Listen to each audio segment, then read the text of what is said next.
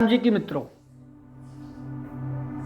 कल दिल्ली की मौजूदा डबल खटारा इंजन सरकार का एक बड़ा ही वाहियात वाकया मंजरे आम हुआ, तो सोचा आप लोगों के साथ साझा करना तो बनता है। तो भाइयों, वाकया कुछ यूं है कि दिल्ली की मौजूदा डबल खटारा इंजन सरकार के जो शिक्षा मंत्री हैं आशीष सूद जी ने एक प्रेस वार्ता के दौरान एक सीरियस कॉमेडी भरा बयान दे डाला। मतलब सरासर झूठ पर झूठ, झूठ पर झूठ, ले दनादन झूठ बोला। और तो और दिल्ली हाई कोर्ट की प्रोसीडिंग तक को अपने हिसाब से मैनिपुलेट करके, मतलब गलत तरीके से मीडिया वालों के सामने रख दिया, जो कि अपने आप में ही कंटेम्प्ट ऑफ कोर्ट है, अपराध है। कह रहे थे हमने दिल्ली के 600 प्राइवेट स्कूलों का ऑडिट एसडीएम के द्वारा करवाया है और 11 स्कूलों को कारण बताओ नोटिस भी जारी कर दिया है। अरे भाई रुको जरा, फेंकने की भी एक सीमा होती है। तुम हो कि बस फेंके ही जा रहे हो। वो यही नहीं रुके, कहा कि डीपीएस द्वारका द्वारा जोर जबरदस्ती से फीस वसूलने के मामले की जांच खुद डीएम साहब ने करी है। अब सुनने वालों को तो बड़ा ठोस और सख्त कदम लग रहा होगा, है ना? पर है ये सिर्फ राजनैतिक दिखावा, इसको कहते हैं विशुद्ध नेतागिरी। दरअसल दोस्तों, दिल्ली के प्राइवेट स्कूलों के खिलाफ 2 तरीके की शिकायतें हैं। पहला, कई स्कूलों द्वारा शिक्षा निदेशालय की मंजूरी के बिना फीस बढ़ाना। दूसरा, पेरेंट्स द्वारा बढ़ी फीस ना देने पर उनके बच्चों को प्रताड़ित करना, जैसे क्लास में ना बैठने देना, स्कूल ना आने देना, दूसरे बच्चों द्वारा बेइज्जत करवाना, ताने दिलवाना, उन्हें बाथरूम में बंद कर देना या फिर स्टोर रूम में बैठा के रख लेना। अब जहां तक फीस बढ़ाने की बात है, तो इसमें डीएम या एसडीएम की कोई भूमिका नहीं होती इस मामले में। ये पहलू क्यों, ये मतलब इन अफसरों के अधिकार क्षेत्र में आता ही नहीं है। क्यों नहीं आता है? इसकी असल वजह है Delhi school education school act and rules 1973 के तहत फीस से संबंधित मसले पर कॉम्पिटेंट अथॉरिटी दिल्ली सरकार के शिक्षा निदेशक होते हैं। शिक्षा निदेशक ही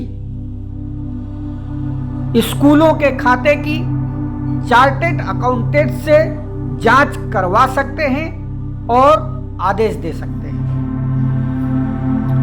और आदेश न मानने पर संबंधित स्कूल की मान्यता रद्द करने या उसे सरकार के अधीन लेने की कार्रवाई शुरू कर सकते हैं।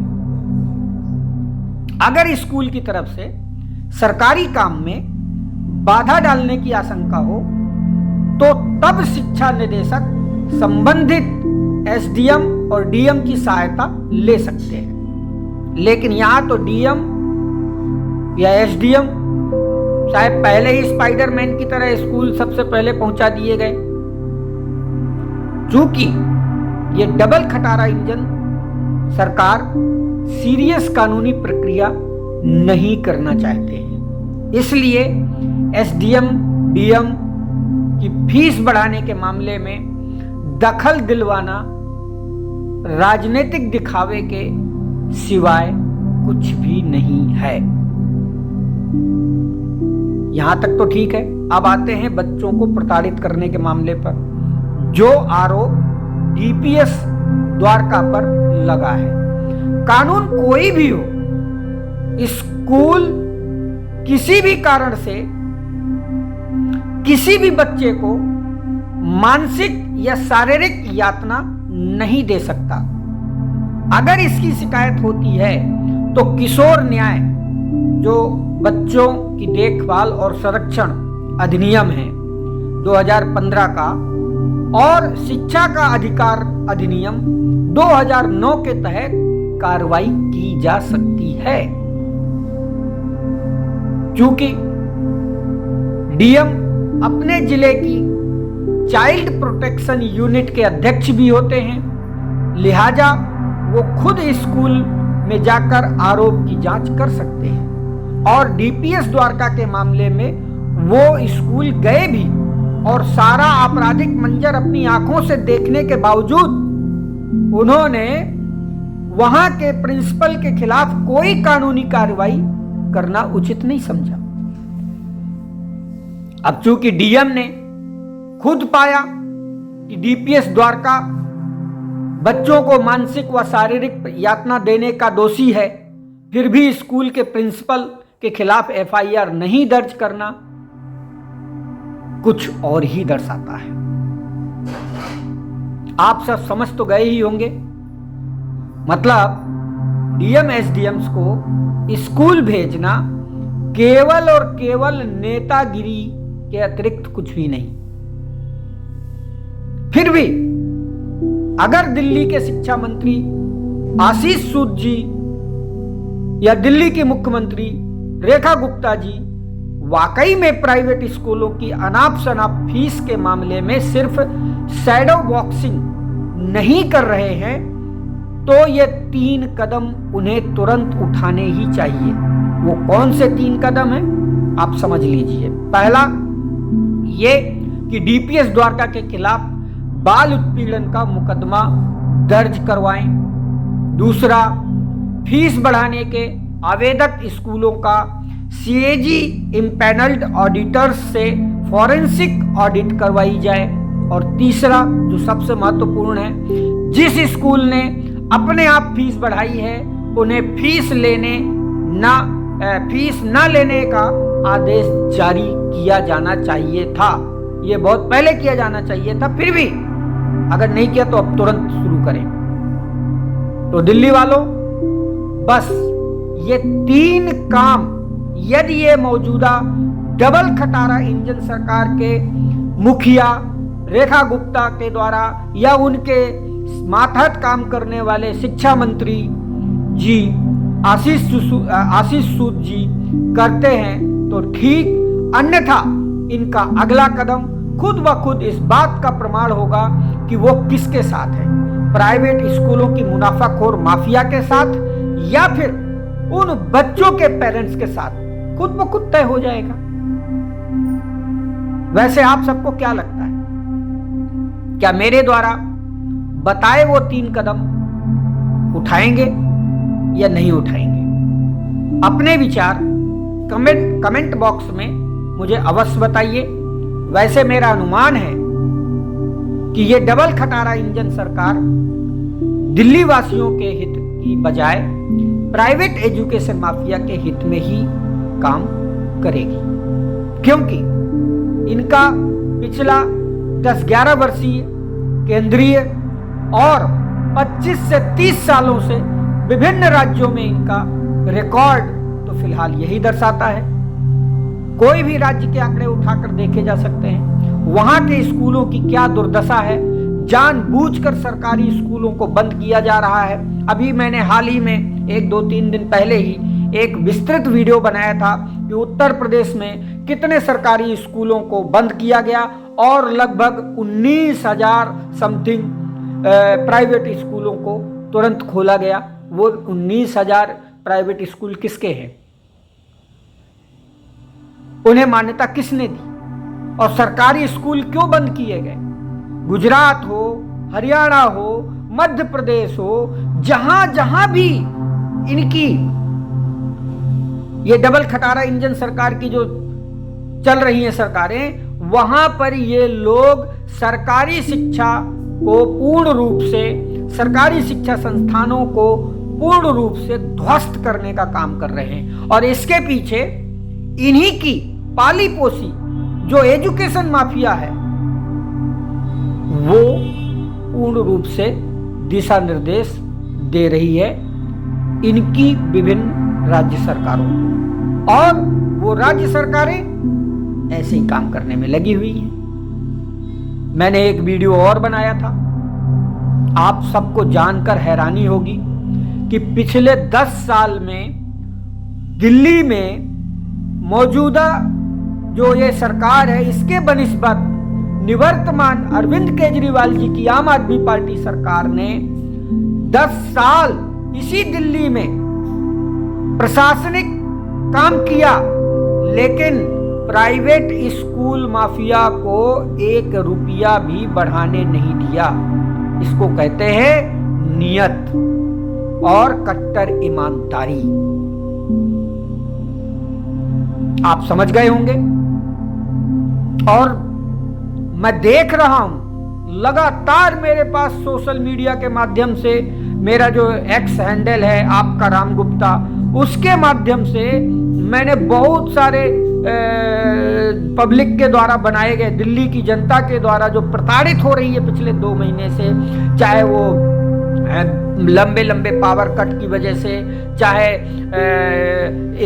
मोहल्ला क्लिनिक जो बंद किए जा रहे हैं, या जो जहाँ जहाँ भी इनके हॉस्पिटल्स हैं सरकारी, वहाँ पर दवाइयाँ नहीं उपलब्ध हो पा रही हैं, मरीजों का प्रॉपर तरीके से इलाज नहीं हो पा रहा है। सबसे बड़ी समस्या पानी, पीने के पानी की आ रही है, आ रहा है पानी तो गंदा पानी आ रहा है। इस तरीके की तमाम प्रॉब्लम्स जो हैं ये अचानक 2 ही महीने में कैसे शुरू हो गई।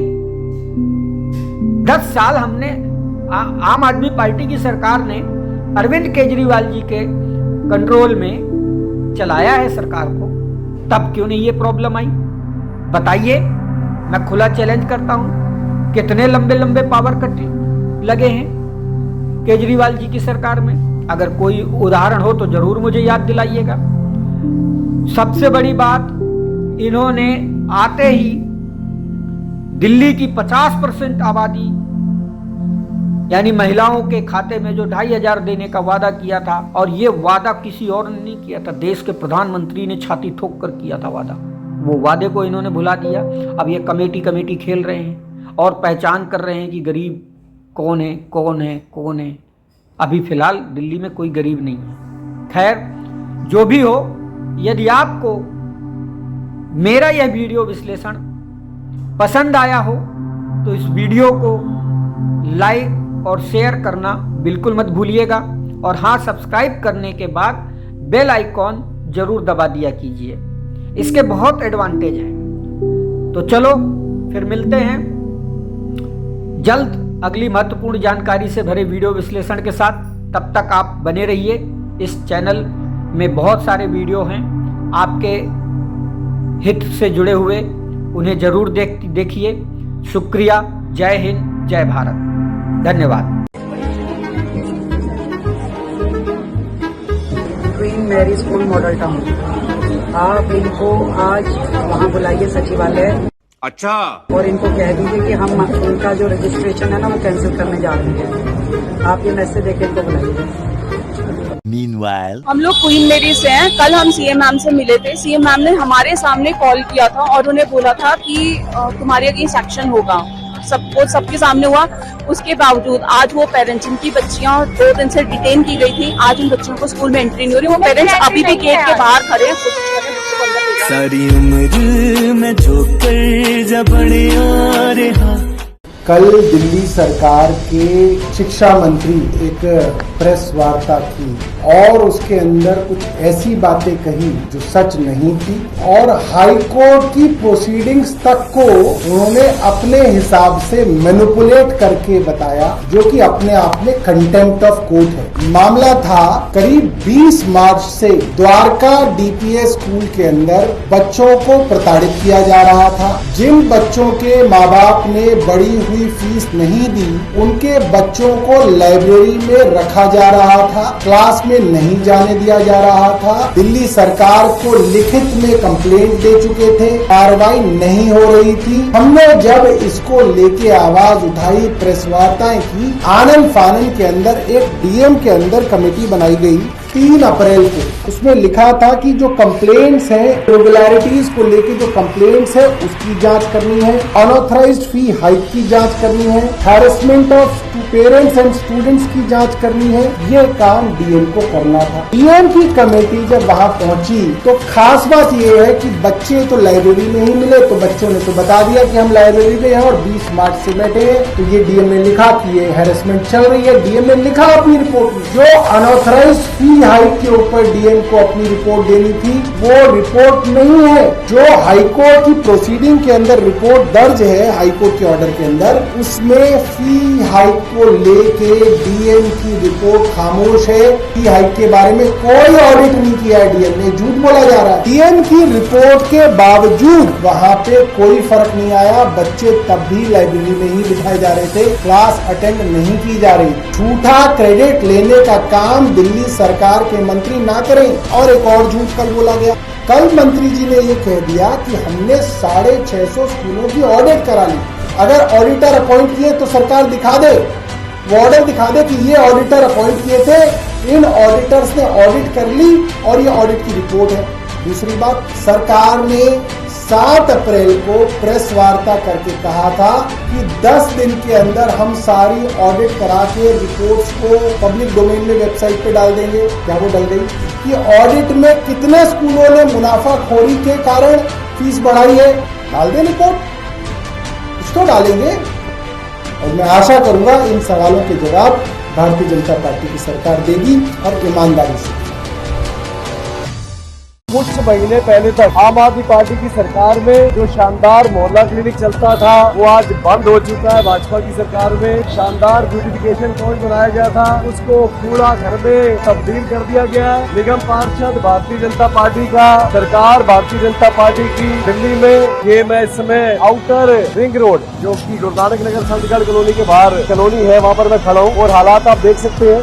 भाजपा के राज में कूड़े के ढेरों के हालात आप देख सकते हैं। दिल्ली के लोगों ने आपको मौका दिया तो दिल्ली की दशा सुधारने का प्रयास करें, ना कि उसको बदतर करें। और इस मोहल्ला क्लिनिक को जल्दी से जल्दी खुलवाने की कृपा करें। वादा इनके घोषणा पत्र में लिखा था, आम आदमी पार्टी की सरकार द्वारा चलाई गई जनहित की योजनाओं को बंद नहीं किया जाएगा। तो ये तो बंद होना शुरू हो गई थी जनहित की योजना है। बिजली के कट लगना शुरू हो गए। बत्ती आ रही 24 घंटे, पहले आ रही थी, पानी आ रहे हो 24 घंटे।